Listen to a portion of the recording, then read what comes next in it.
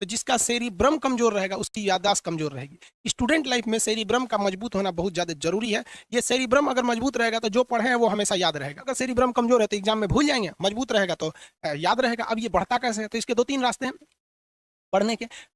सबसे पहले चीज क्या है, आपको हेडेक नहीं लेना है। आप देखेंगे लड़का सब ना दो चार चीजें ही हमेशा सोचते रहता है, लड़की सब भी लड़का सब भी, कि कोनो लड़की के पीछे पटेले रहेगा, उसको सोचेगा ऐसे करेगी वैसे करेगी।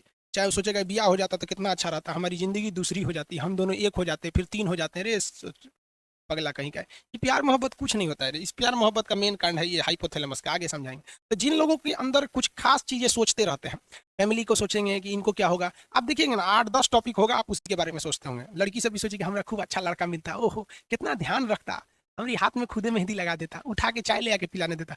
पकलोल कहीं कैसा लड़का मिलेगा वहाँ पे।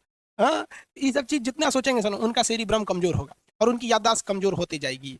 तो इसलिए हमेशा दिमाग को एक एक फिक्स एरिया में मत जाने दीजिएगा, उसी को दिन रात सोचते रहते हैं। 8-10 टॉपिक है आप उसी को सोचते रहते हैं, तो ये सेरिब्रम कमजोर हो जाएगा। सेरिब्रम को एकदम दिमाग को फ्री रखिए, कुछ नहीं, हमेशा इसको बिजी रखिए, नए नए चीज में बिजी रखिए। ये ना कि अकेले में बैठ के कुछ सोच रहे हैं, कुछ भी नए नए चीज में बिजी रखिए। अब इसमें क्या है, कुछ लोग पबजी खेलते हैं या फ्री फायर खेलते हैं, कुछ गेम खेलते रहते हैं, तो उनका दिमाग ये कहीं और लग रहा है। बस सेरिब्रम का दूर एक कम है, ज्यादा काम मत करो, इसलिए उनका दिमाग कमजोर हो जाता है। तो पूरी मेमोरी पावर किस पे डिपेंड करती है, सेरिब्रम पर। और अगर आपका मेमोरी अच्छा है ना तो आप सवालों को पूछेंगे, क्यों? क्योंकि पिछला चीज याद रहेगा तभी ना अगला चीज को खोजेंगे। तो मेमोरी, हिंदी में कहते हैं स्मृति, और जिज्ञासा, जिज्ञासा मतलब ईगरनेस होता है, कुछ सीखने की क्षमता, ये किस पे डिपेंड करती है, सेरिब्रम पर डिपेंड करती है। अगर सेरिब्रम अच्छा है तो आपकी मेमोरी अच्छी है, सेरिब्रम गड़बड़ है तो आपकी मेमोरी गड़बड़ हो जाएगी। आप देखिए आपकी जिंदगी सफल होगी कि नहीं होगी, ये टोटली डिपेंड करता है सेरिब्रम पर, इसलिए इसको मजबूत रखना चाहिए।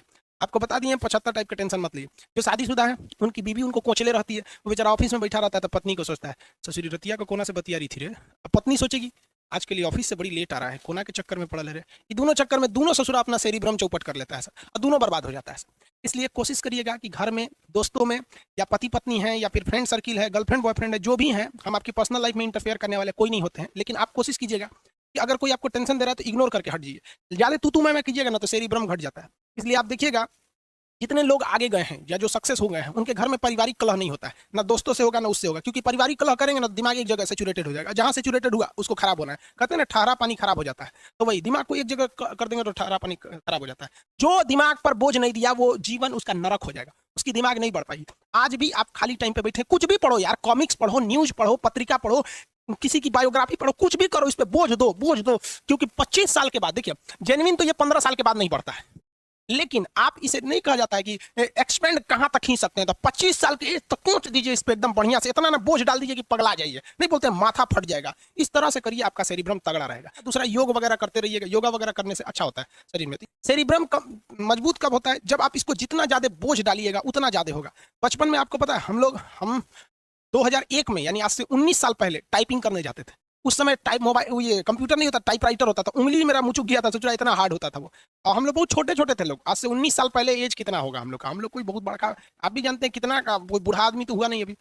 हम लोग जब छोटे थे तो मम्मी, हम लोग स्कूल जब जाते थे ना, स्कूल से आते थे, बैग उतारते थे, खाना खा लेते थे, खाना वाना खा लिए, मम्मी कहती अब चले जाओ उर्दू पढ़ने, तो उर्दू पढ़ने जाते थे। उर्दू पढ़ के आओ तो फिर सुबह में भेज देती थी अरबी पढ़ने, सुबह सुबह जाता था आदमी अरबी पढ़ने, फिर स्कूल में जाता था, फिर दोपहर में जाते थे उर्दू पढ़ने, फिर शाम को टाइपिंग, फिर उसके बाद शाम को कोचिंग, उसके बाद जाकर खेलो। इतना ज्यादा बोझ मार देता था लोग ना, जिसका कोई हद नहीं। तो दिमाग पे जितना ज्यादा प्रेशर मारिएगा ना, ये उतना ज्यादा एक्सपेंड करता है। फिर उसके बाद एनसीसी करने सिखा दिया लोग, फिर कराटा सीखने के लिए भेज दिए लोग, फिर ऐसा करते करते बहुत ज्यादा एक्स्ट्रा करिकुलर एक्टिविटीज में शामिल कर दिया गया। इसलिए आप देखेंगे छोटे बच्चों को ड्राइंग सिखाया जाता है, कबड्डी खेलने के लिए दिया जाता है, तरह तरह के। ये क्यों? क्योंकि उसको डायरेक्ट नहीं, इनडायरेक्टली उसको ब्रेन को बड़ा करना होता है। महिलाओं को देखिएगा खाना बनाने के लिए सिखाया जाता है। महिलाओं की जिंदगी तो उसकी खुद की माँ चौपट कर देती है। जो मम्मी होती है ना, किसी भी लड़की की जिंदगी बर्बाद करने में 80% हाथ उसकी माँ का होता है। हमारी दुलारी बेटी है, खाना थोड़े बनाएगी रे बकलोलिया, ससुराल जाएगी तो कर आदमी बना के खिलाएगा। हाँ?